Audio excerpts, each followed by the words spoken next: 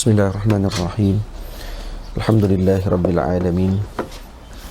Wassalatu wassalamu ala ashrafil mursalin Sayyidina wa nabiyina Muhammad ibn Abdullah Rasulil Amin wa ala alihi wa ashabihi wa man tabi'ahum bi ihsanin ila yaumiddin. Subhanaka la ilma lana illa ma 'allamtana innaka antal alimul hakim. Rabbi syrah li sadri wa yassir li amri wahlul 'uqdatam min lisani yafqahu qawli. Rabbi yassir wa la tu'assir bi tamim bi khair wa ba'd. Alhamdulillah, kita panjatkan syukur kepada Allah Subhanahu wa taala. Pertamanya saya muliakan Al-Fadhil Ustaz Zuhair Abdullah Mudir Matis dan seluruh para pendengar, dan tidak lupa juga kepada seluruh ahli dan kuasa bagi pengajian Ruak Jawi atas anjuran Rauhah Asar dengan bacaan kitab Isbadul Aman fi syarhi wa ta'liq ala Bughyatil Ikhwan wa Riyadati Sibyan. Kita dah sampai pada bait yang ke-81 ya. Qala al-musannif rahimahullahu ta'ala wa nafa'ana bi'ulumihi wa 'ulumi masyayikhina fid darain amin amin ya rabbal alamin.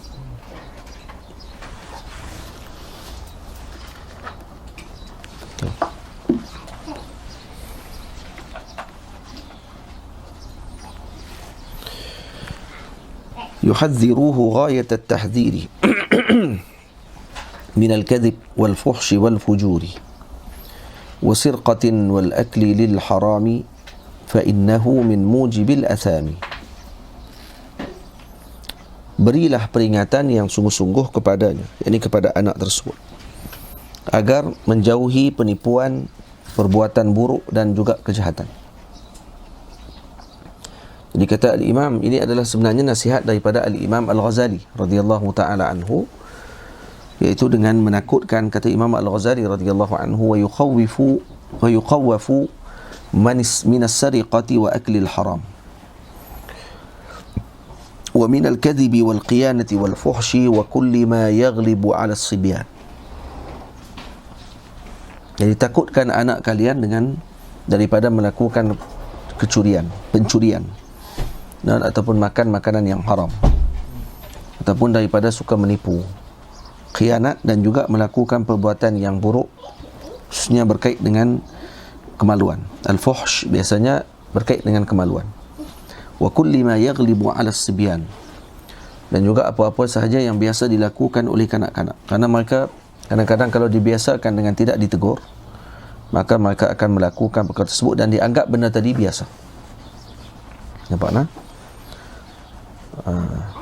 Sebahagian ulama mengatakan seperti Al-Imam Basaudan mengatakan, wa ammal fuhshu fahuwa ma jawazal had. Al-fuhshu dimaksudkan di sini adalah yang melampaui batas. Ataupun dengan maksud wa minhu maddatul fahsya wa hiya ma'azuma qubhuhu.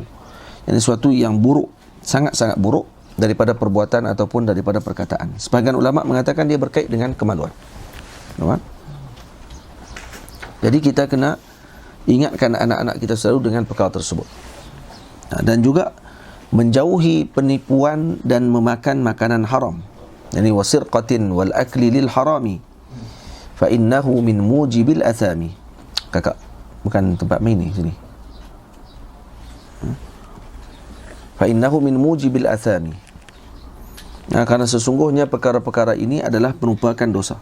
Dosa yang diingatkan kepada mereka tentang perkara tersebut. Juga diingatkan mereka tentang dosa-dosa yang berkait dengan lidah, seperti mengumpat, seperti mengadu domba, seperti memperkecilkan dan juga menghina orang lain, dan juga berkait dengan Allahumma salli ala sayyidina Muhammad, kemaluan seperti zina, liwat dan sebagainya. Dan juga menjauhkan mereka daripada melihat yang haram, menyentuh perkara yang haram dan sebagainya. Jadi diingatkan mereka dengan perkara tadi sejak daripada kecil.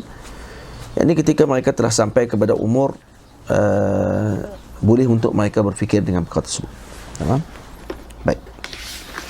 Kemudian kata al-Imam Ar-Ramli radhiyallahu taala anhu, fa in ata waqtul bulughi was-sabi bihadhihi al-ashya khabirun la ghabi. Jika anak itu telah sampai umur balighnya dan anak itu sudah mengetahui serta tidak bodoh untuk memahami tentang perkara-perkara tersebut, yakni perkara-perkara yang wajib dan sunat yang disebutkan sebelum ini, apa yang perlu dilakukan ketika anak tadi telah sampai umurnya baligh? Nah, maka kata al-Imam, yu'arrifuhu maqsidal asya'i limuddati dunya walil ukhra'i. Maka ajarilah anak itu tentang tujuan sesuatu tersebut di dalam tempoh kehidupan dunia dan akhirat mereka. Maka ajarkan mereka dengan perkara-perkara wajibat dan perkara-perkara yang perkara yang muharramat yang patutnya mereka jauhkan, dan juga dipesan kepada mereka seperti mana yang telah disebutkan oleh al-Imam Al-Ghazali radhiyallahu anhu. Imam Ghazali mengatakan, fa idza waqa'a nash'uhu kadzalika fi siba. Jadi kalau kata kita memesan mereka dengan perkara-perkara yang telah dipesan sebelum ini, maka ini akan memudahkan mereka untuk mendapatkan pelajaran ketika mereka baligh. Menunggu waktu baligh untuk mengajarkan anak-anak kita dengan perkara-perkara yang disebutkan sebelum ini, iaitu jangan menipu, jangan khianat, ikuti apa yang telah dianjurkan dalam agama, cintakan Allah, ajarkan suruh mengaji tauhid dan sebagainya. Ini tidak akan berlaku dengan baik kalau kata itu dimulakan ketika umurnya baligh. Jadi perlu dimulakan sebelum daripada waktu tersebut. Tamam? Ayuh. Sebab tu kata musannif, dia kata kala al-Imam Basaudan ketika mensyarahkan bait fa in ata waqtul bulughi was-siba was-sabi, iaitu jika anak itu telah sampai umur balighnya dan anak itu sudah mengetahui serta tidak bodoh untuk memahami tentang perkara tersebut, yakni idza ata waqtu bulughi as-sabi wa huwa 'arifun bima marra min al-wajibati wal muharramat. Jadi kalau dia dah tahu tentang perkara yang wajibat dan muharramat, sudah disebutkan selalu. Kan Nabi SAW sebut kepada kita dalam hadis, Nabi mengatakan, alimu muru auladakum bis salati ibna 7 sinin wadribuhum ibna 10 sinin. Jadi disuruh pada waktu ketika umur 7 tahun lagi, waktu tamyiz, telah dimulakan dengan arahan solat. Maknanya budak ni tahu kata solat ni wajib, cuma disuruh saja pada waktu tersebut, dipukul ketika umur 10 tahun. Tamam? Karena biasanya kemungkinan di kalangan budak dah baligh pada waktu tu, umur 10 tahun. Anak umur 9 tahun mungkin dia dah baligh dah. Tak. Jadi umur 10 tahun tadi dah tempoh untuk dia kalau dia baligh, maksudnya dia telah menerima kewajipan pada waktu tu. Dan kalau dia tidak baligh lagi, sekurang-kurangnya ketika dia baligh, dia telah mendengar arahan daripada ibunya, larangan daripada ibu dan ayahnya tentang perkara yang tidak dibenarkan tadi berkali-kali, dan akhirnya ketika waktu dia baligh, dia akan mudah untuk menerima perkara tersebut. Wa anna kulla 'aishin lil insani aunun ala ibadatir rahmani.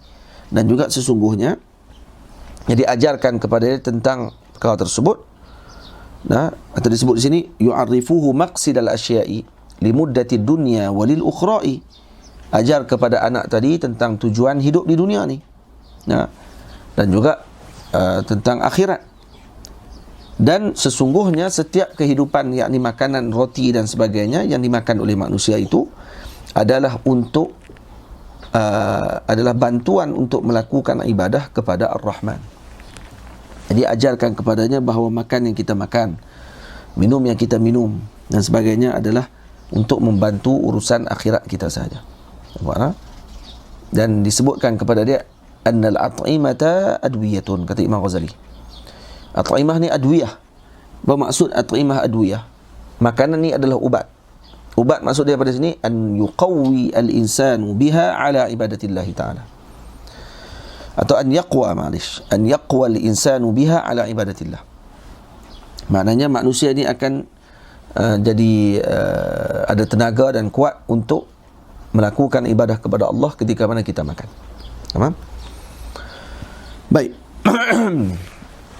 Dan bagi tahu juga kepada dia, kata Imam Ghazali, bahawa dunia ni tidak ada apa-apa. Dunia ni laysa dar. Nah, ini bukan negeri kepada orang yang ingin kekal abadi. Kerana yang kekal abadi di syurga Allah Subhanahu Wa Taala bukan di dunia. Tapi nak ajak macam ni yalah, pak dia pun kena macam tu lah. Kalau pak dia pun gila dunia, macam mana dia nak ajak kat anak dia cinta akhirat? Jadi pak dia pun kena cinta juga dengan akhirat. Ayahnya juga dan ibunya juga adalah orang yang ahli akhirah. Barulah boleh ajarkan anak untuk cintakan akhirah. Faham? Dia kita ikut dengan at-tabi', ini akan ikut kepada matbu'nya. Jadi dia akan ikut kepada matbu'.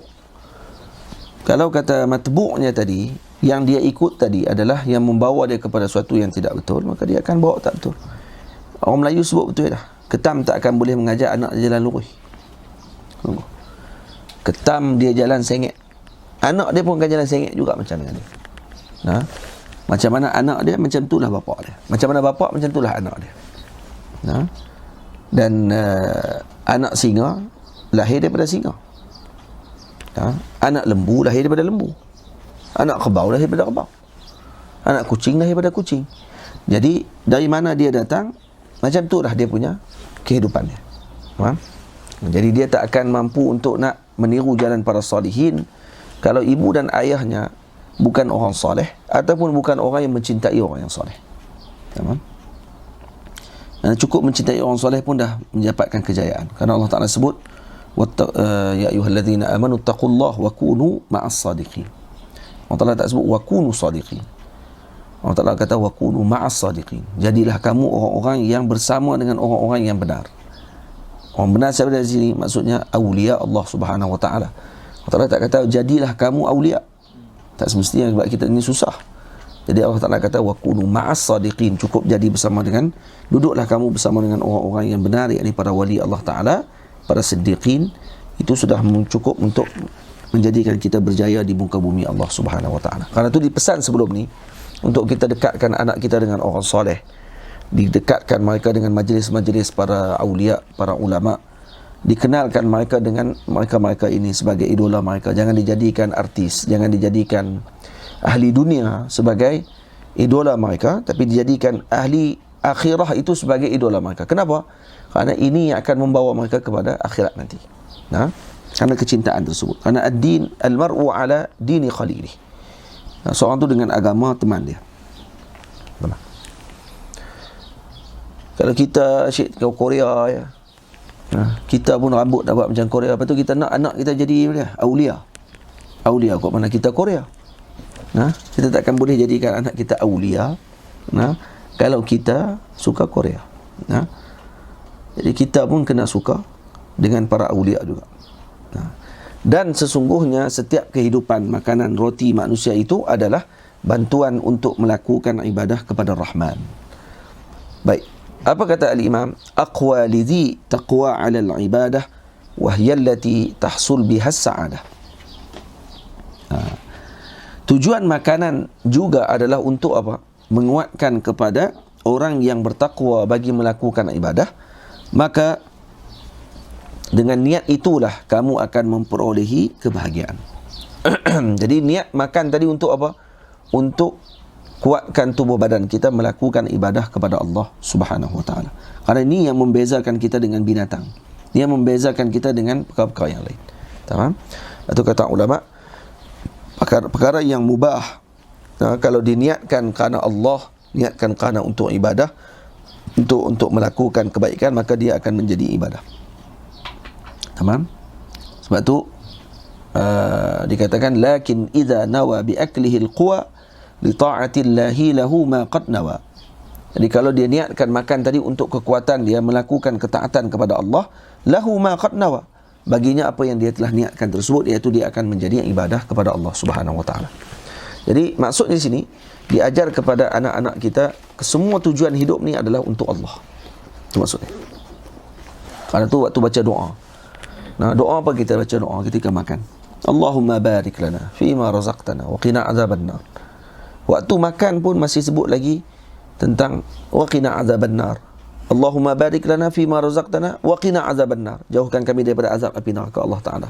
Kenapa? Kerana tidak bersyukur dengan makan yang kami telah makan. Sebut Allah dulu, Allahumma, ya Allah. Sebut ya Allah dulu. Maksudnya nak makan, sebut Allah dulu. Habis makan apa dia? Alhamdulillah.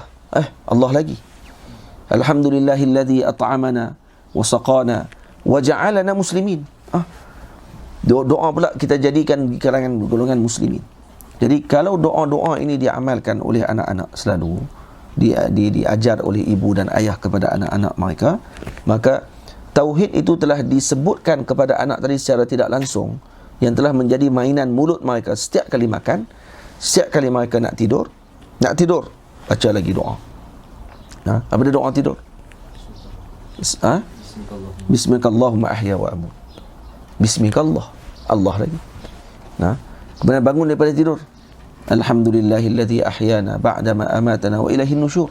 Alhamdulillah lagi. Nampak tak? Nak masuk tandas lagi pun baca bismillah. Baca lagi a'udzubillah. Tak. Keluar tandas, ghufranak. Minta lagi pengampunan daripada Allah. Maksudnya kehidupannya adalah untuk Allah Subhanahu wa taala. Menjadi hamba Allah Subhanahu wa taala.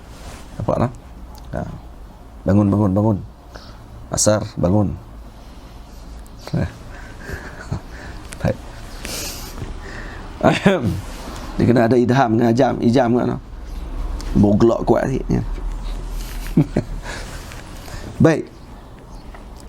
Wal mautu aqrab, kata Syekh, wal mautu aqrab kulli syai'in yuntazar. Wa hadhihi ad-dunya lana daru mamar. Dan ingatkan anak itu juga bahawa kematian itu adalah sesuatu yang paling hampir menanti. Dan ajarkan anak itu juga bahawa dunia ini adalah rumah persinggahan sahaja. Allah. Kita tengok ni diajar oleh para salafus soleh terdahulu. Yang ni diajar kepada anak-anak mereka. Disebut tentang kematian, disebut tentang dunia ini hanyalah mamar. Ini tempat persinggahan, kita lalu saja. Bukan kita nak duduk di sini selama-lamanya. Jadi bukan jadikan ini sebagai tujuan kita. Orang yang menjadikan dunia sebagai tujuan dia, maka dia sanggup tipu. Dia sanggup khianat kepada orang. Kerana dia anggap dunia tempat selama-lamanya. Tamat tak? Betul tak? Dia boleh buat tipu. Dia boleh nak perkena orang. Dia boleh nak jatuhkan orang ni. Dia boleh dengki dengan orang itu. Dia boleh hasad dengan orang ini. Dia boleh suka untuk nak melakukan keburukan dan sebagainya. Kenapa? Kerana dia anggap ini adalah tempat selama-lamanya. Tapi kalau dianggapkan dunia ini tempat singgahan dan kita nanti akan ada tempat balasan, kita akan diuji, nanti kita akan dites semua dan ditengok semua amalan kita, maka orang tadi akan berjaga-jaga daripada alam ini. Ini hanya tempat untuk diuji sahaja. Faham? Jadi dunia ni, kata Al-Imam Al-Ghazali, gambarannya adalah seperti kek yang telah diletakkan racun dalamnya. Kek tu sedap, dalam tu ada racun. Orang yang tahu tentang hakikat kek tersebut, dia tak akan sentuh walau sedikit. Tapi yang tidak tahu hakikat kek tadi, dia tengok kek tu sedap, dia kata sentuh pilah, ambil pi sikit. Yang lagi teruk, dia ambil semua kek-kek tu. Dan akhirnya dia mati. Tapi arif billah, ataupun dalam bahasa kek tadi, arif bi qida'i hadzal kek. Kalau kata dengan tahu dengan penipuan yang ada pada kek tersebut, maka dia tidak akan dekati kek tadi walau satu cubit sekalipun. Kenapa? Kerana ini bahaya untuk kehidupan dia. Jadi kena maklumkan, ceritakan juga kepada anak tentang kematian. Bila tengok ada benda, ada kematian dan sebagainya, sebut kepada anak kita, inilah tempat kita nanti. Lalu dikubur, bagi saran kepada ahli kubur, bagi tahu kepada anak-anak kita, di sini nanti kita akan kembali. Di dunia ni tak ada apa pun. Kita akan balik ke sana nanti. Nanti akan ditanya oleh malaikat apa yang kita buat. Kalau kita buat baik, dapat yang baik insya-Allah. Baik yang tidak baik, na'udzubillah min dzalik, kita akan disiksa dalam kubur nanti. Wal akhirah daru maqarrin baqi wal adami li fi'lihi mulaqi. Dan akhirat itulah rumah kediaman yang kekal. Dan anak-anak Adam itu akan bertemu Allah Ta'ala dengan amalannya ketika di dunia. Jadi kehidupan anak-anak ni, makna di sini apa dia? Ni selepas apa ni? Selepas balik ni. Ni selepas dah anak tadi dah mula balik. Dan sebelum balik, bukan kita nak cerita dia pasal mati. Cuma kalau kita nak sebut pada dia tentang peringatan, tidak ada masalah. Sebab proses yang disebut tentang kematian dan sebagainya selepas balik. Sebab Imam sebut tadi pada bait yang ke-83, fa in ata waqtul bulughi was-sabi bi hadhihi al-ashya khabirun la ghabi. Tamam? Jadi kalau dah datang pada waktu tersebut umurnya balik, baru diterangkan lagi tentang benda ni. Kita bukan nak hidup selama-lamanya. Tamam? Jadi akhirat itulah rumah kediaman yang kekal, dan anak-anak Adam itu akan bertemu Allah Ta'ala dengan amalannya ketika di dunia. Fayambaghi taksiru lit-ta'ati tazawudan fi muddatil hayati. Maka hendaklah dia membanyakkan amal kebajikan sebagai bekalan sepanjang tempoh kehidupannya. Jadi ini diingatkan kepada anak-anak tersebut. Sebab tu kata para ulama, sebahagian arifin billah mengatakan, "Lau kanatid dunya zahaban faniya wal akhiratu khazafan baqiya, lakana al-qazafu al-baqi awla bis-sa'yi lahu wat-tahsil wal-raghbati wat-talab, fa kaifa wal amru bil aks." Kata sebahagian arifin, kalaulah dunia ini dianggap sebagai emas, tapi emas yang tidak kekal, akhirat itu dianggap seperti batu kecil, khazaf, batu kecil yang akan kekal. Baik, mana yang kita nak pilih? Benda yang tak kekal kan yang kekal? Maka khazaf, batu yang tidak kekal itu lebih utama dipilih, kerana dia kekal. Yang ni tak kekal. Lebih baik ambil yang kekal daripada ambil tidak kekal. Tamam? Baik, bagaimana kalau dia terbalik? Dunia ini adalah khazafun fani wal akhirah zahabun baqi. Maka lebih utama untuk cari akhirat, kerana itu tempat yang kekal abadi. Ajib kepada orang yang mana duduk di dunia yang dia tahu kata dia tak akan lama. Tapi Allahumma salli ala Sayyidina Muhammad, dia seolah-olah kejar dunia ni dengan segala isinya dan juga segala helah tipunya untuk mendapatkan isi dunia tersebut tanpa dia ingat dengan akhirat. Ajib ini. Nah, orang yang begini ajib. Dia sanggup buat apa saja untuk dapatkan dunia tadi dan dapat kepuasan hidup dia. Sebab tu jangan terlalu kejar sangat. Yang Allah Ta'ala bagi kita terima. Jangan sampai kita dengki dengan apa yang ada pada tangan orang lain. Baik. Betul, orang yang berakal adalah orang yang menyiapkan dirinya di dunia ni untuk akhirat dengan amal soleh. Untuk dia siapkan kedudukannya nanti di dalam kubur. Bukan untuk membesarkan rumah dan juga untuk sebagainya, tanpa dia melakukan amal untuk dia mendekatkan diri kepada Allah Subhanahu wa ta'ala. Tamam? Jadi tanpa dia melakukan perkara tersebut. Saya bukan marah orang buat umur besar. Nak buat umur besar silakan, tidak ada masalah, tapi jangan tinggal amal. Kerana zuhud bukan di luaran kita. Zuhud ini adalah dalam hati kita. Kerana ada orang rumahnya besar tapi hatinya zuhud. Ada orang keretanya besar tapi hatinya zuhud. Kerana zuhud ni amal qalbi. Zuhud bukan dengan pakaian. Bukan baju terkoyak dikira zuhud. Tidak. Ada orang baju terkoyak kerana dia bukan zuhud, tapi dia tak mampu nak beli baju yang mahal, dan tak mampu nak mewah. Kalau dia mampu mewah, dia akan tinggalkan benda tersebut. Tamam? Dan itu bukan zuhud. Zuhud maksudnya dia mampu untuk Allahumma salli ala Sayyidina Muhammad, untuk menjadikan dunia di dalam hatinya, tapi dia tinggalkan perkara tersebut. Dia tidak mau dunia di dalam hatinya. Dan kemudian kata Al-Imam, ini natijah, adalah natijah kepada tarbiyah yang baik dan juga hasilnya. Apa dia hasilnya? Ini bait yang ke-90 disebutkan oleh beliau, wa hinama yanshul walad muaddaba yakunu fi bulughihi muhadzaba.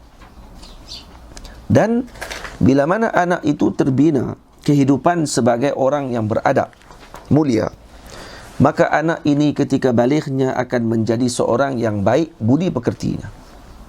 Jadi maknanya pembersihan ini,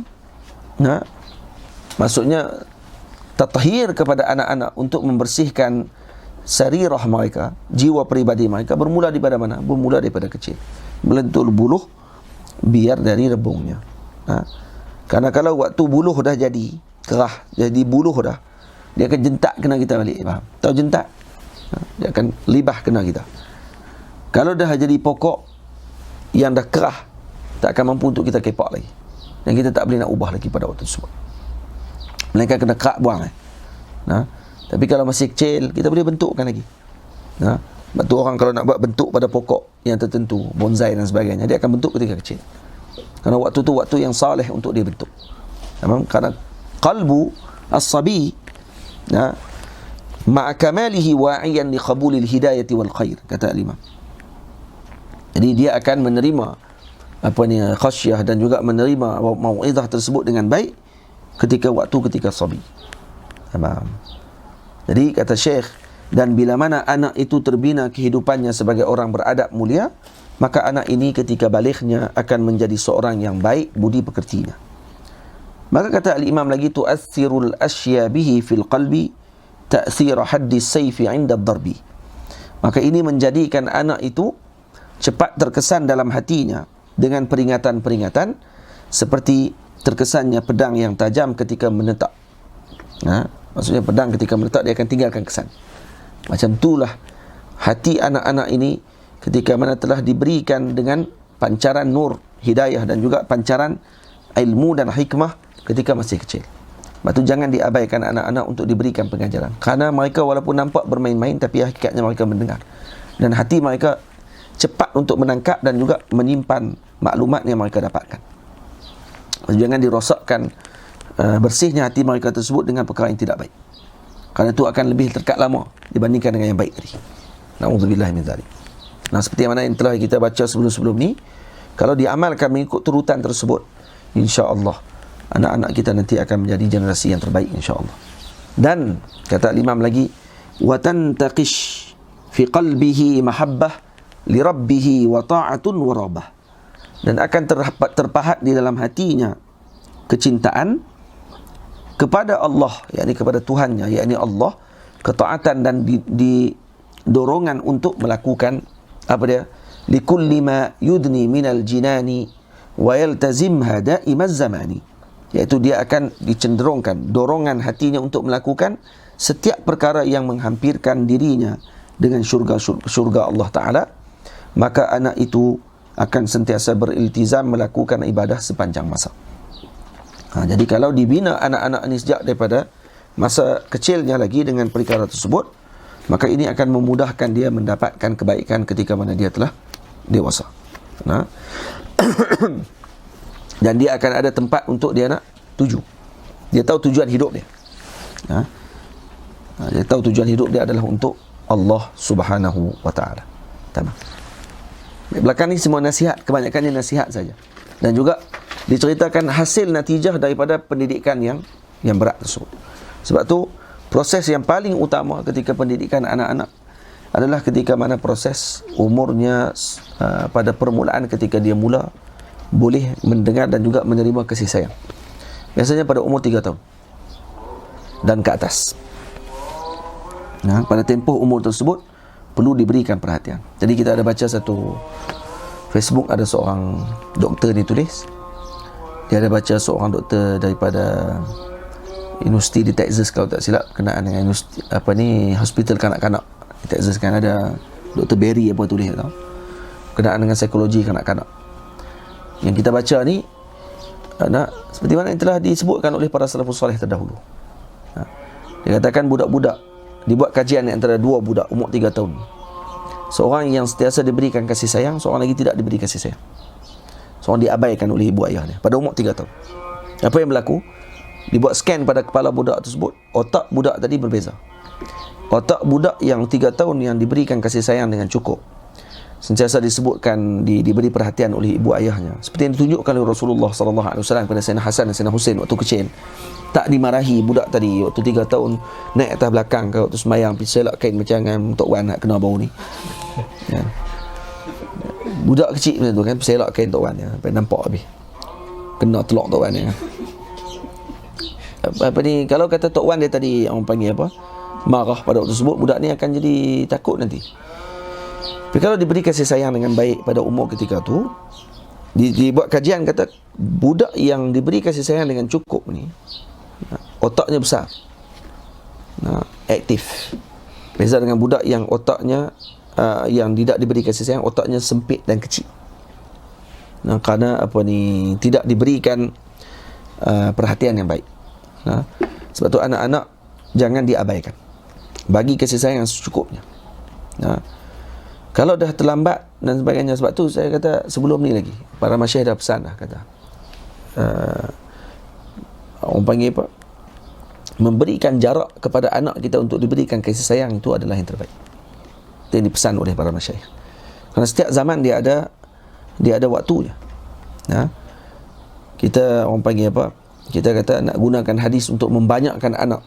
Sedangkan tak kena dengan zaman sekarang yang zaman penuh dengan sibuk dan sebagainya. Zaman dulu pun sibuk.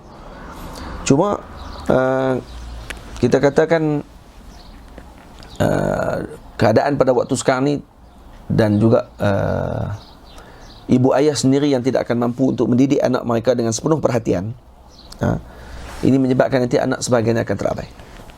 Dan anak-anak yang terabai ini yang masalah nanti. Lepas tu kalau didekatkan sangat jarak di antara anak-anak, setahun seorang contohnya, setahun seorang beranak anak 13 orang, ada sebahagian anak nanti tak akan diberi perhatian.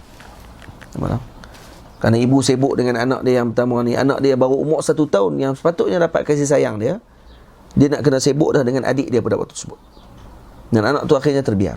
Dan apa akan jadi budak ni? Budak ni tidak akan terbina dengan pembinaan yang lengkap bagi seorang anak-anak. Tapi cuba kalau anak ni umur 3 tahun baru dapat adik, contohnya. Lepas tu si adik ni pula selepas 3 tahun dah dia ada umur 3 tahun dapat adik pula. Maka tempoh ni, tempoh yang mana pada ketika tersebut dia mampu untuk faham yang ayah dia sayang sungguh dekat dia. Sekali dia ada adik, dia kena bagi pula macam ayah dia sayang dekat dia, dia pun kena ada perasaan sayang tadi untuk bagi kepada orang lain pula, ke adik dia pula. Maka nanti akan jadi keluarga yang baik, insya-Allah. Sebab tu kita bukan tahdidun nasal. Walaupun ini perbincangan di kalangan ulama, kita cuma buat perancangan di antara keluarga tadi. Dan ini tidak dilarang di kalangan para ulama. Yang para ulama mengatakan perkara ini harus. Yang dilarang ketika mana kita memutuskan terus nasal. Nampak tak? Tak mau dapat anak, potong terus, tiup falapio tu. Itu yang masalahnya. Itu kan jadi haram. Dan kerana apa? Kerana seolah kita tidak mau langsung perkara tersebut. Macam sebahagian daripada artis barat yang tidak mau ada anak kerana takut nanti badan dia berubah. Kalau beranak banyak sangat nanti badan dia akan berubah. Ada sebahagian yang macam tu. Jadi umat Islam bukan macam tu. Kita letakkan menjadi untuk apa? Untuk diberikan pendidikan yang terbaik. Baik. Dan apa kesan daripada pendidikan yang buruk? Ini disebut oleh Syekh, wa in waqa nashwul walad bighairi ma qulna bihi adha kadzuban nahima. Tengok. Dan jika anak itu terbina dengan selain yang kita sebutkan tentangnya, yakni pembinaan akhlak yang kita sebutkan sebelum ini, maka anak ini dia akan membesar menjadi pembohong besar. Kadzuban nahima, maksudnya dia akan jadi pembohong besar. Lepas tu kalau daripada kecil didik dah anak-anak dengan menipu, daripada kecil kita dah tunjuk akhlak yang buruk kepada anak-anak kita, daripada kecil dah kita tunjuk kata kalau dengan guru kita boleh biadab, maka anak ni nanti akan membesar sebagai seorang yang tidak akan beradab abadan selama-lamanya, illa man rahimah rabbuh. Jadi orang yang diberikan rahmat oleh Allah Subhanahu wa taala. Lepas tu jaga-jaga ibu ayah. Jangan seronok sangat anak kita boleh biadab. Nanti kerana anak kita nanti akan biadab dengan kita. Boleh? Awak? Lelak ke? Live. Awak kenapa? Tak ada apa. Ada orang komen apa? Tak ada apa.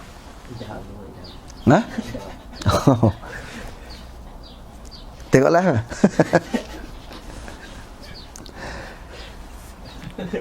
Baik. Tak ada. Mufakhiran mubahiyan linnasi mulaziman taba'i'al qisasi. Anak itu juga akan membesar menjadi tinggi diri serta bermegah-megah kepada manusia lain serta melazimi tabiat orang yang rendah akhlaknya. Gitu. Tamam? Lagi apa lagi yang berlaku? Kalamana li nafsihi la yastami' qad sara tab'u syarri fihi muntabi'. Ucapan nasihat kita kepadanya tidak lagi dia indahkan, sesungguhnya tabiat buruk itu telah terpatri dalam dirinya. Itu kena jaga elok. Jangan sampai terlambat. Jangan sampai terlambat untuk kita didik anak-anak kita menjadi yang terbaik seperti yang telah dianjurkan oleh para masyayikh. Cuma paling utama sekali, jangan letakkan bahawa kita yang mendidik anak tersebut. Kalau kita yang meletakkan bahawa kita yang mendidik anak tersebut, maksudnya kita telah menyerahkan kekuatan dari kepada kita. Sedangkan Allah Ta'ala telah menyebut la haula wala quwata, dianjurkan kepada kita untuk zikir la haula wala quwata illa billahil aliyil azim. Karena tu Al-Imam Ibn Athaillah As-Sakandari disebutkan oleh Maulana Syekh Ali Jum'ah hafizahullah, beliau mengarang hikam Ibn Athaillah tadi adalah daripada kefahaman beliau terhadap perkataan la haula wala quwata illa billahil aliyil azim. Membahaskan perkataan tu sahaja untuk dikeluarkan hikam Imam Ibn Athaillah As-Sakandari. Sebanyak 200 lebih hikam tadi. Nampak? Kerana apa? Kerana kefahaman tersebut. Jadi kerana tu kita kena yang paling utama sekali serahkan urusannya kepada Allah dalam keadaan kita berusaha untuk menjadikan anak kita ni anak yang berakhlak, anak yang mulia. Dan sebab tu kalau dalam perbahasan ni cuba yang mendengar pada hari ini dalam Rauhah ni, cuba tengok balik apa yang dibahas oleh para ulama. Ulama tidak bincang masalah budak ni pandai membaca, budak ni pandai menulis, budak ni pandai melukis, budak ni pandai petah berbicara semata-mata. Tak, dibincang pada akhlak. Kerana apa guna kalau budak ni pandai dalam pengajiannya tapi buruk akhlak?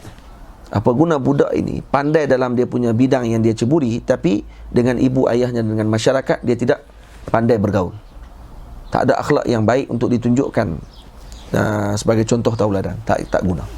Itu yang paling penting dalam umat ni adalah yang berakhlak. Kalau kamu cerdik tapi kamu tidak berakhlak, kamu akan jadi jahat pada waktu tersebut. Kalau kamu bodoh dan kamu tidak berakhlak, lebih jahat daripada itu lagi. Faham? Tapi yang lebih jahat daripada yang cerdik lah. Sebab cerdik ni dia jahat, dia lebih sakal lagi pada bodoh. Bodoh dia jahat, sakal jahat bodoh dia. Tapi kalau dia cerdik dan dia jahat, yang ni lebih berat. Sebab tu kalau yang cerdik dan dia jahat, ni jadi cerita Mak Saleh. Kalau dia pandai saintis, dia pandai dan cerdik, dia jadi jahat. Dia jadi lawan dengan Spiderman apa semua tu. Okey, kerana kita tu cerdik sangat. Spiderman kan cerdik mana pun, tapi sebab baik. Lepas tu dapatlah baju Spiderman tu kat dia. Kena ketik dengan labah-labah tu. Bila lompat-lompat tu lawan dengan jahat. Faham tak? Nak apa kita? Nak apa kata? Kalau kata cerdik tapi tak ada akhlak, maka dia akan jadi faudah. Dia akan jadi rosak alam ini. Umat ni akan jadi rosak kerana ada orang yang macam ni. Boleh faham tak? Sebab tu kita bukan nak lahirkan orang yang cerdik pandai banyak sahaja. Kita nak lahirkan orang yang cerdik pandai dan berakhlak dan beradab. Apa semua bidang, apa sahaja bidang sekalipun. Sebab tu yang cerdik tidak beradab, dia akan jadi sombong. Dia akan rasa dia pandai. Orang ni semua ahli bid'ah, dia seorang je ahli sunnah wal jamaah. Dia ahli sunnah, dia tak buat jamaah dia tak ada belakang. Dia ya ahlul hadis. Orang ni semua tak erti hadis. Faham? Dia sahaja yang mempertahankan hadis. Orang lain semua guna hadis maudhu'. Faham? Kalau cerdik tapi tak ditumpang. Boleh faham? Sebab tu kata Tok Wajilah Lubuk Tapah, dia kata ramai zaman lah ni cerdik tapi bodoh. Cerdik tapi bodoh, maksudnya cerdik pada pengajian ni tapi bodoh pada akhlak ni, tak erti apa. Sebab tu boleh komplain, kutuk para a'immah terdahulu, tak tahu mana yang betul, mana yang salah. Walaupun dia cakap Arab pun. Tapi tak erti. Kullu bid'atin dalalah, tak erti nak erti. Kullu diterjemah dengan bahasa Melayu. Itu yang kita kata cerdik tapi bodoh. Mengaji universiti, keluar universiti semua. Sebab tu keluar universiti tidak ma'yar kata budak ni budak yang berakhlak. Berapa ramai yang keluar universiti menjadi orang yang merosakkan umat Nabi Muhammad sallallahu alaihi wasallam. Tapi yang duduk di kampung, yang tak keluar daripada universiti, hanya pergi menadah di sekolah, di masjid saja dengan para guru, pergi ke pondok, tak masuk universiti, tapi mereka disebabkan kerana ada adab, mempelajari adab, akhirnya menjadi umat yang berharga kepada umat tersebut. Tu imam di kampung yang kadang tak keluar universiti pun, itu lebih menjadi magnet dalam masyarakat tadi dibandingkan dengan orang yang balik daripada universiti, yang balik 4 tahun duduk dalam kampung, pecah belah kampung habis kerana dia seorang ni. Tidak? Baik mana yang lebih bermanfaat sekarang ni? Yang keluar universiti kan yang duduk di kampung tu? Yang duduk di kampung lebih bermanfaat. Sebab tu yang kita nak sekarang ni apa dia? Kita nak dua-dua. Ada pengajian, ada ilmu, ada adab. Dan nanti habis kitab ni, kita akan terus baca kitab adab. Jadi ni seolah-olah macam susunan elok dah ni. Dah dia beranak dah, lepas tu dia didik elok. Lepas tu nak didik macam mana? Ni adab pula. Masuk adab pula. Adab dalam nak mengaji pula. Pada mengaji adab bagi elok, barulah keluar jadi orang. Kalau tidak jadi beruang. Beruang dengan dia, beruang lagi bagus. Sebab beruang, kalau tak dalam zoo, tak tahu nak kata apa. Orang nak masuk kena banyak duit kan, boleh tengok beruang tu. Kalau dia tak dalam zoo, siapa nak pergi tengok? Nak makan pun tak boleh. Kau nak kerak-kerak jual kat Subi Kabir kan? Yang boleh bakar-bakar buat panggang kan? Kau sedap sikit kan? Tak boleh nak buat. Laki nak buat macam apa? Tak boleh buat apa. Nah. Sebab tu Allahumma salli ala sayyidina, bagi tarbiyah yang terbaik. Dan serah kepada Allah anak kita. Kita dah bagilah. Kita hantar dia pergi ke pengajian. Kita bagi kepada dia tempat untuk dia ajarkan dia adab. Kita serahkan dia kepada guru untuk didik anak kita. Tengok tak jadi juga. Angkat tangan doa kepada Allah. Ya Allah, saya dah serah dah. Lepas tu kadang-kadang berlaku kesilapan, kata Al-Imam Abdul Wahab Sya'rani, adalah kerana kita meletakkan bahawa kita yang mendidik anak kita tersebut. Kita nak anak kita jadi macam kita nak. Bukan kita nak anak kita jadi seperti mana yang Allah Ta'ala susun. Patutnya kita, Ya Allah, jadikan anak aku ni seperti yang kamu kehendaki, Allah, yang terbaik, Ya Allah. Jadikan dia penyejuk hati Nabi SAW, penyejuk mata baginda Nabi SAW. Itu yang kita doa. Bukan penyejuk mata kita saja. Sebab penyejuk mata kita lain dengan penyejuk mata Nabi SAW. Sebab sejuk mata kita, kemungkinan nanti kalau dia tak pakai tudung sekalipun, tapi sebabkan kerana dia bagi duit kat kita tiap bulan, senyap terus mulut kita, tak kata apa. Penyejuk mata, duit masuk tiap bulan 500. Tidak. Ada orang yang macam tu. Nah, anak bawa balik makwa, bawa balik pakwa main ke rumah. Pakwa main ke rumah, tidur di rumah. Lagi seakan tidur sebilik. Oh, lagi hebat. Tak boleh kata apa. Kenapa? Kerana nanti takut kalau kata lagi anak dia lari pula. Ataupun anak dia tiap bulan duk bagi duit. Jadi saya tak boleh kata apa sebab anak duk bagi duit. Dan kini dia jadi sejuk mata dengan anak dia kerana duit tu saja. Bukan kerana anak dia penyejuk mata baginda Nabi SAW. Nah, jadikan anak kita ni penyejuk mata baginda Rasul. Nah, dan kena ingat setiap kali doa-doa ibu ayah ni doanya mustajab.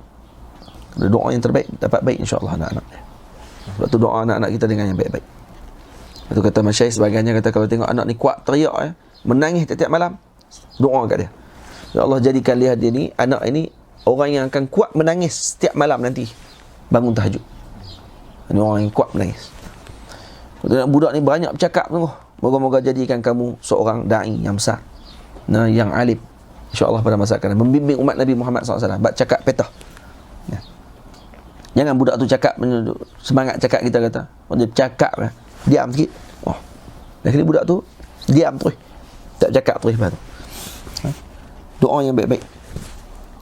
Moga anak menjadi pembaca berita contohlah. Ya. Baik. Kemudian apa kata Syekh lagi di sini? Ni buruknya kalau kata di sini, kata tak akan dapat lagi nasihat, tak akan terima nasihat, jadi penipu dan sebagainya. Baik. Jadi di sini masuk fasal yang baru. Ini adalah nasihat, arahan kepada bapa dan juga nasihat untuk ihtimam dengan anak-anak mereka. Jangan sampai anak-anak tersebut nanti akan menyalahkan kita disebabkan kerana kita mengabaikan mereka. Itu disebut dalam bait ini, dia kata fa fi kitabillahi qu anfusakum mafhumuhu wa kullu man yalzamukum. Dan dalam kitabullah disebutkan jagalah diri kalian. Mafhumnya ialah apa dia? Dan jaga yang setiap di bawah tanggungan kalian. Nampak tak? Yani qu anfusakum wa ahlikum nara, maksudnya jagalah diri kalian dan juga yang di bawah tanggungan kalian. Faham? Dan kemudian arada bit tafqihi wat ta'dibi. Jadi apa ini maksudkan dengan qu anfusakum tersebut? Apa makna dia? Dimaksudkan dengan menjaga di sini apa dia? Ialah memberinya pendidikan agama dan mendidiknya. Ada dua bait tertinggal? Oh ya ke? Macam mana boleh tertinggal? Hakim?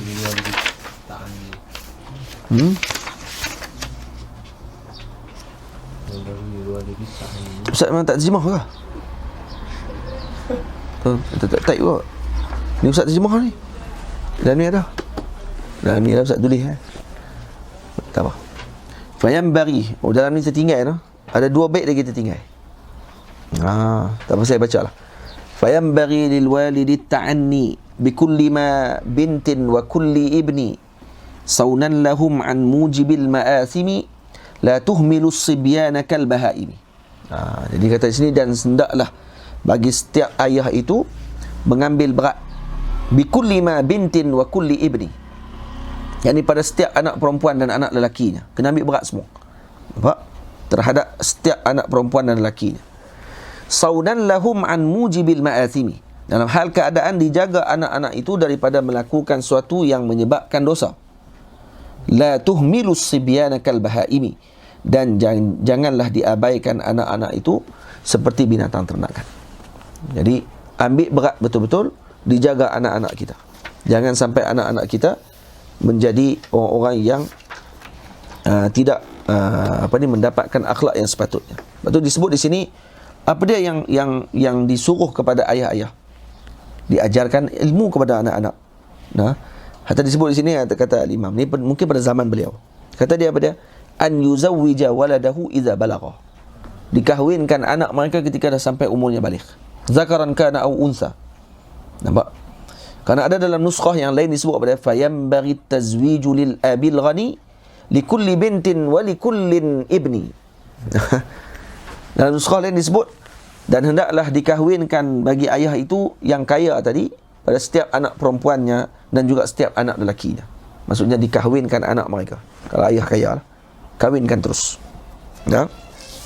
Sebab tu kata dalam khabar disebut, dalam hadis ada sebahagian mengatakan haqqul waladi al walid, hak anak ke atas bapaknya apa dia?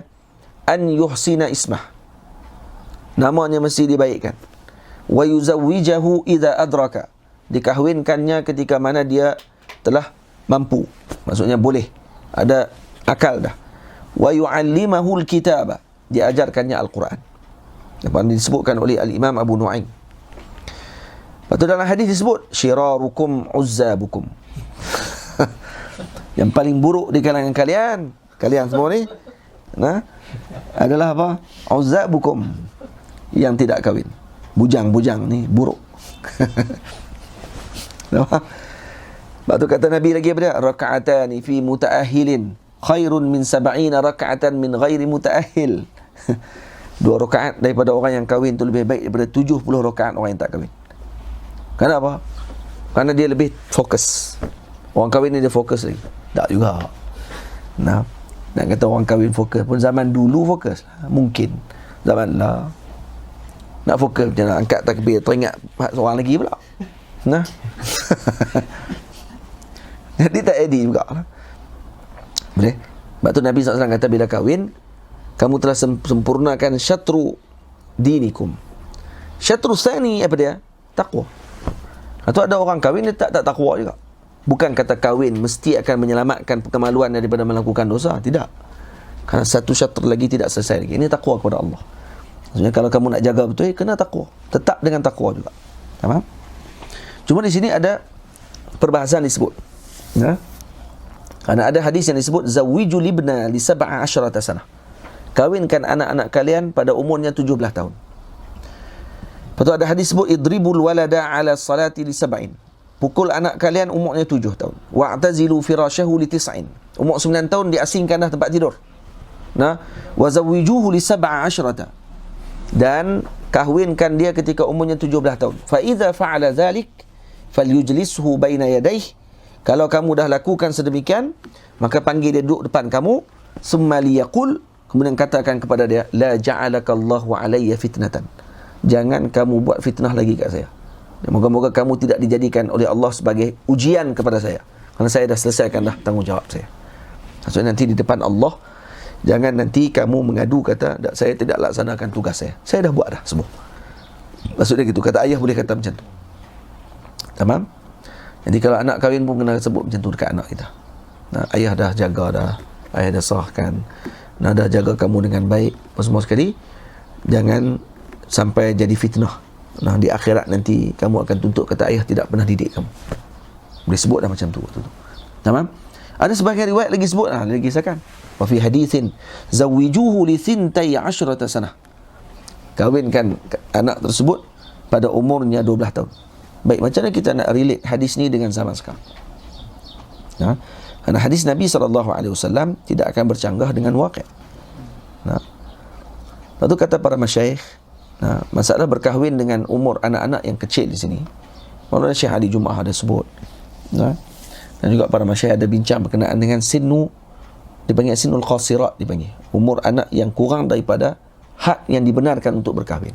Kata Maulana Syekh Ali Jumaah, kanun berkenaan dengan kahwin anak-anak pada umur yang telah ditetapkan untuk dikahwinkan anak-anak diletakkan pada tahun 1925. Kanun Mesir 1925.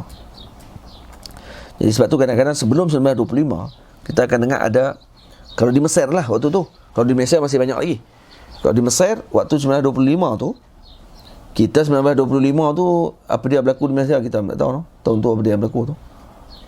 Jepun tak masuk kan. British ada, no? British apa semua ni. Jadi kacau bilau waktu tu. Jadi kerajaan waktu tu masih lagi tidak mustaqir. Manakala di Mesir istiqrar waktu tu. 1925 tu dah ada parlimen semua sekali, dah kuat. Jadi mereka dah tubuh undang-undang, letakkan undang-undang, perkahwinan anak-anak diletakkan had mesti umur di atas daripada 18 tahun. Maksudnya tidak boleh lagi umur di bawah pada 18. Maksud 17 dan sebagainya tidak boleh dibenarkan lagi. Tapi sebelum tu 1920, 1917 dan sebagainya masih lagi dengar ada yang ibu-ibu dikahwinkan umur 12 tahun, 11 tahun dan sebagainya. Kita dengar Tok Kunik Aziz kata dia kahwin dengan isteri dia umur 11 tahun. Dia umur 31. Waktu tu. Nah, dia tahu bila tu. Maksudnya masih lagi kahwin dengan umur yang macam tu masa tu. Dan tak ada masalah. Bahagia sampai wafat. Faham? Lepas tu kata nak hukumkan satu tempat dengan tempat yang lain tidak betul. Tak boleh. Kerana Imam Qarafi radhiyallahu anhu meletakkan nak meletakkan hukum dan sebagainya perlu dilihat kepada 4 benda. Nah, yang pertama melihat kepada zaman tersebut. Yang kedua melihat kepada makan tempat tersebut. Yang ketiga dilihat kepada ashqas, maksudnya individu. Dan yang keempat dilihat kepada ahwal, yakni hal ehwal keadaan di tempat tersebut. Sebab tu menyamakan semua tempat dengan satu tempat dengan semua tempat, menyamakan semua zaman, satu zaman dengan semua zaman, menyamakan semua yang hukum diturunkan kepada individu yang tertentu kepada semua individu, dan menyamakan semua hukum yang berkait dengan hal yang tertentu kepada semua hal, maka ini adalah dilakukan oleh orang-orang yang jahil. Faham? Sebab tu keadaan pada waktu sekarang tidak sama seperti zaman dahulu. Nah, dengan kematangan, dengan bi'ah suasana yang hidup, sekarang kalau dilakukan begitu, maka dia akan menjadi gharat kepada orang-orang yang tertentu untuk memuaskan nafsu mereka semata-mata. Dan anak-anak nanti akan terbiar, tidak diberikan pendidikan yang sepatutnya dan sebagainya. Karena untuk mengharamkan tadi. Mungkin nanti ada orang daripada negara luar yang duitnya lebih banyak datang ke negara kita, kahwin dengan budak-budak mana yang dia nak, duduk 2, 3, 4 hari, 5 hari, dah puas nafsu dia, balik ke negara dia, tinggal budak tadi. Terkontang-kanting. Lebih berat lagi beranak-anak semua sekali, dah tak ada apa lah. Faham tak? Jadi akan menyusahkan dan juga akan memberikan impak yang buruk kepada wanita tersebut. Jadi kerana tu dijaga tadi dengan diletakkan hukum, kanun, dan ini mengikut pada uruf. Dan uruf tadi ditentukan oleh ahlul halli wal aqdi. Dan ahli halli wal aqdi yang ada di tempat tadi adalah siapa? Para ulama, para pemimpin yang ada di negara tersebut. Nah, maka mereka meletakkan undang-undang tadi. Dan kita pun tak tengok undang-undang di Malaysia bila yang mula diletakkan undang-undang sinul zawaj ni. Mula dikahwinkan anak sebelum umur cukup, maksudnya atas pada 17 tahun tidak boleh kahwin. Sebelum 17 tahun tidak boleh kahwin, kerana di bawah umur dipanggil. Bila tahun tadi kita tak ketengok pula. Nanti kalau siapa-siapa dah tengok boleh maklumkan. Faham tak? Jadi jangan buka kitab-kitab para ulama bila sebut zawijuhu li sintai asyrata sanah, terus dia guna kitab yang disebutkan oleh imam pada tahun 1266. Imam wafat ni, Imam Basaudan yang mensyarahkan kitab ini, digunakan pada tahun 1441, yang dengan tempoh 200 tahun lebih. Zamannya berbeza, halnya berbeza, keadaan masyarakatnya berbeza, dan juga suasananya berbeza.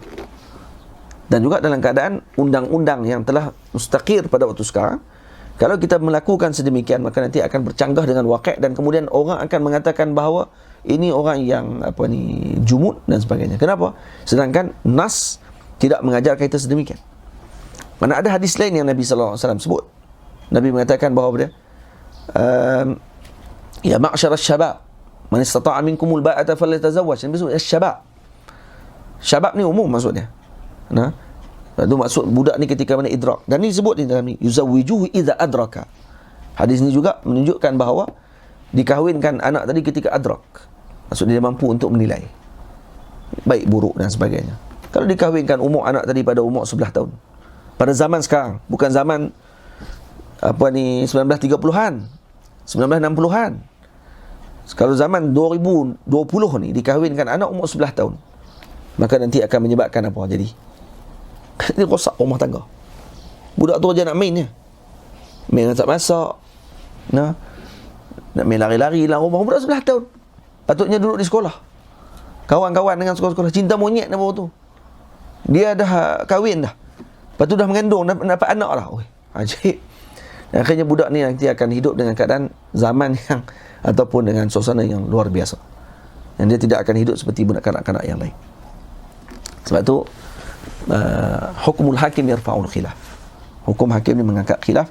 Jadi jangan kita baca sesuatu kitab tersebut terus kita akan gunakan apa yang ada dalam nas dalam kitab untuk diturunkan pada waktu waqi'. Sebab tu kata al-Imam Maulana Syekh Ali Jumaah hafizahullah, selalu disebut kepada kami.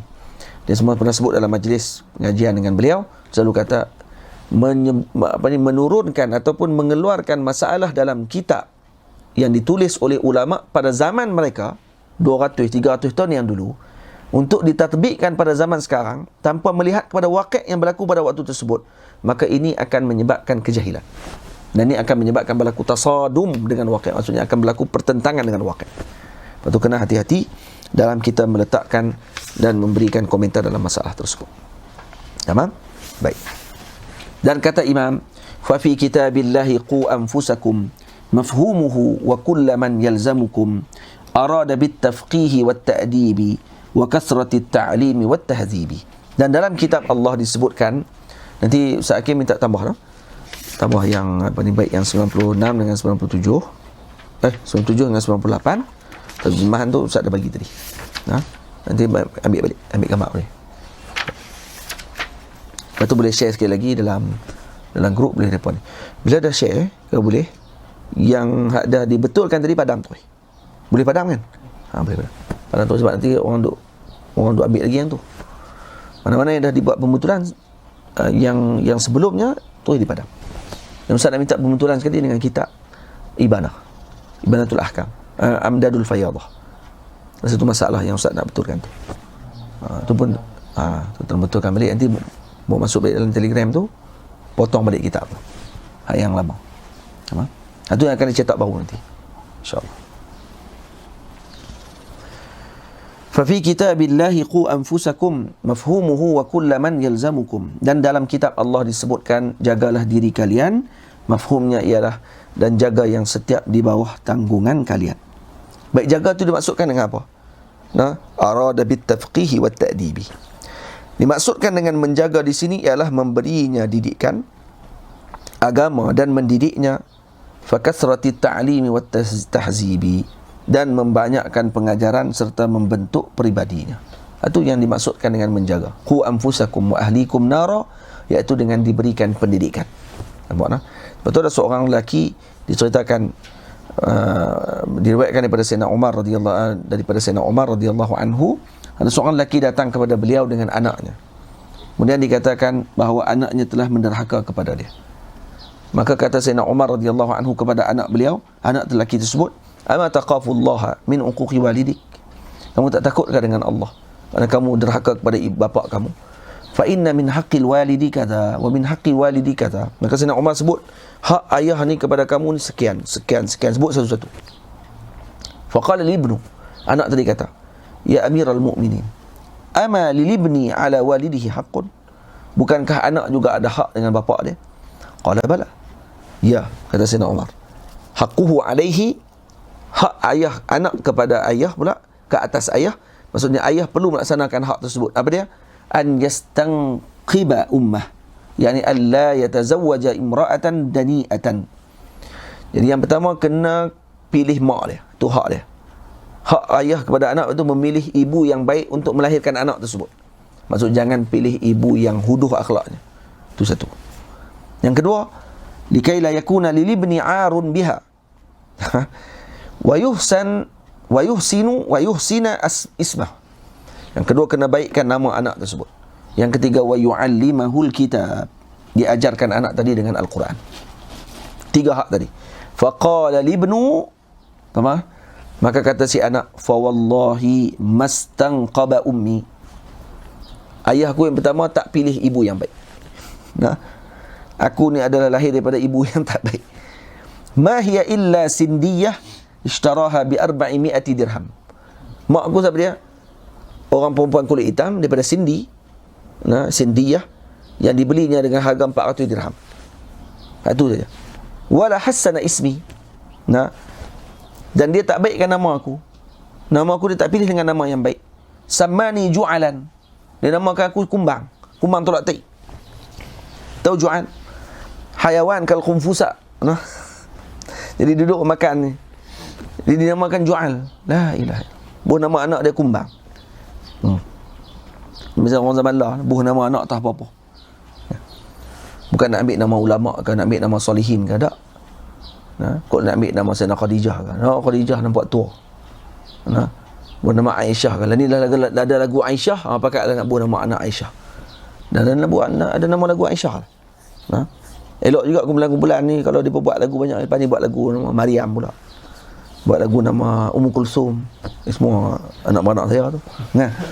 Buah nama apa ni, orang panggil apa? Maria. Kan? Isteri Nabi.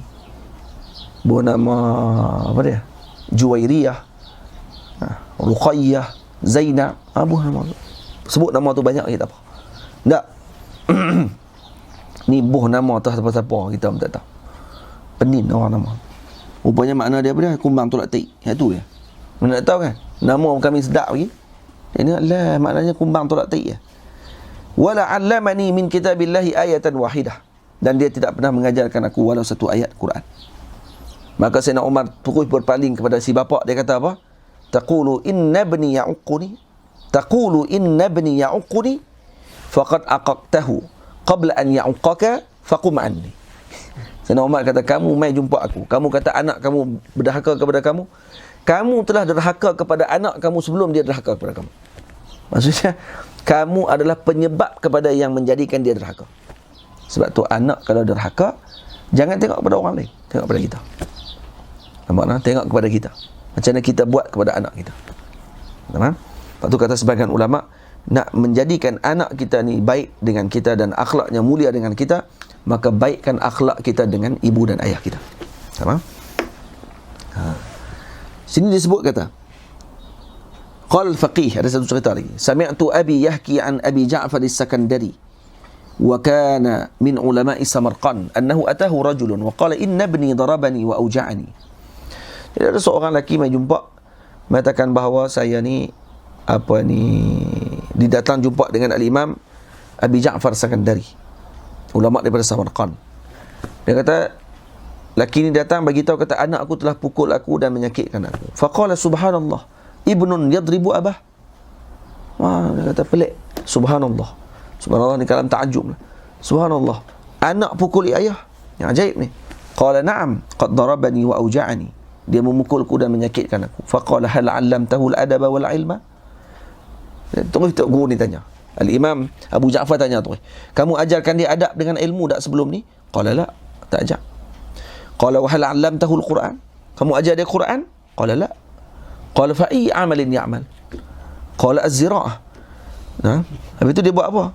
Dia tanam pokok, kan? Petani. Qala hal 'alimta li ayyi shay'in darabaka? Hal 'alimta li ayyi shay'in darabaka? Qala la. Lepas tu dia kata, kamu tahu tak li ayyi shay'in darabaka? Apa sebab lagi yang menyebabkan dia pukul kamu? Dia tak tahu. Qala fala'allahu hina asbaha wa tawajjaha ila zar'i wa huwa raqibun 'ala al-himar was-siran baina yadayhi wal kalbu min qalfihi. Kemungkinan, kata imam, dia waktu dia pagi-pagi nak pi ke zira'ah, dia nak pi nak menanam pokok bertani, dia naik kedai, naik keldai. Kemudian was-siran baina yadayhi. Siran apa dia? Siran. Kebau siran, sur, betul. Siran maksudnya lembu jantan, kan. Lembu duduk kiri kanan dia ataupun duduk depan dia. Wal kalbu min khalfi, anjing duduk belakang.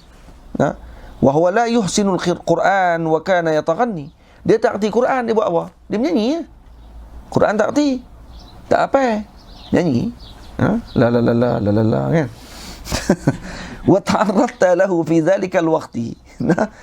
Fa dhanna annaka baqaratun. Dan tiba-tiba kamu pergi buat benda tak kenal dengan dia. Lepas tu dia ingat dia macam lembu kat depan kamu. Dia ingat kamu macam lembu kat depan dia, tak bagi tu. Hak dia naik keledai, tiba lembu suruh pergi ke kebun tu. Jadi dia pun buat macam tu kat kamu. Fahmadillah ta'ala haitsu lam yaksir ra'saka. Alhamdulillah, kawan-kawan dia tak pecah kepala hang, dia kata. Kawan-kawan dia bagi sakit sikit lah. Kalau kata ni lebih teruk pada tu, dia bagi pecah kepala tu. Nak bagi tahu apa di sini? Budak ni akan hidup dengan apa yang ada di keliling dia. Itu bukan saja imam sebut ni. Dia kata dia naik khimar, kiri kanan, depan dia ada lembu, belakang dia ada anjing. Kenapa? Semua binatang. Maknanya apa dia? Dia hidup dengan ni je tiap hari. Dan kemudian kamu tak ajak dia Quran. Akhirnya dia buat apa? Dia pilih kalam lain untuk dia buat. Akhirnya akhlak dia terbina. Tak terbina. Kenapa? Kerana lurahnya tidak dijaga. Maka dengan Quran tidak dijaga. Hatinya tidak dibentuk. Lepas tu dia pukul kamu. Sebab tu kalau kita tengok balik anak-anak yang pukul ibu dan ayah ni, cuba tanya balik kat mak ayah dia. Apa yang dia didik kat anak dia? Lepas tu dia kecil. Kalau kata dak anak ni bagus, pak dia bagus, pak bagus. Bagus kalau pakai kopiah, bukan kira bagus tu. Ada orang pak tak pakai kopiah pun tapi didik anak bagus. Nampak tak? Pakai kopiah saja tapi tak didik anak. Buat tak tahu kat anak dia kata sampai anak besar, sak dadah tendang dia. Cuba tanya baliklah. Kalau kumpul balik dengan statistik anak-anak yang derhaka kepada ibu ayah ni, cuba tanya balik kepada si ibu ayah tersebut apa yang mereka buat pada anak-anak tu ketika kecil. Kadang-kadang tidak mengikuti jalan para salafus soleh. Tak dididikkan anak tadi dengan baik. Jadi saya bagi kasih sayang penuhnya. Kasih sayang yang maksudkan tadi apa dia? Kasih sayang tadi maksud dia ta'dib. Bukan kasih sayang ni dengan kucing-kucing. Tu kucing. Kucing boleh tak? Kucing-kucing main tengkok. Kita belah harimau.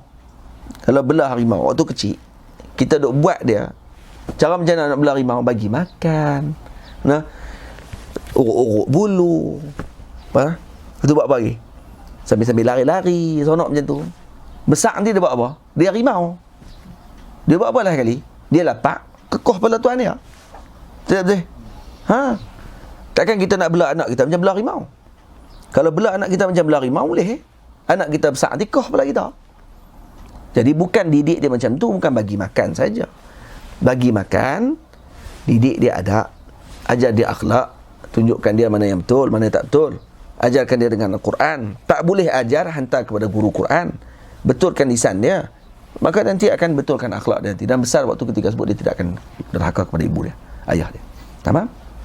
Dan ini yang kadang disalah fahamkan oleh sebahagian ibu ayah yang terlalu manjakan anak mereka sampai akhirnya tidak diberikan pendidikan yang betul.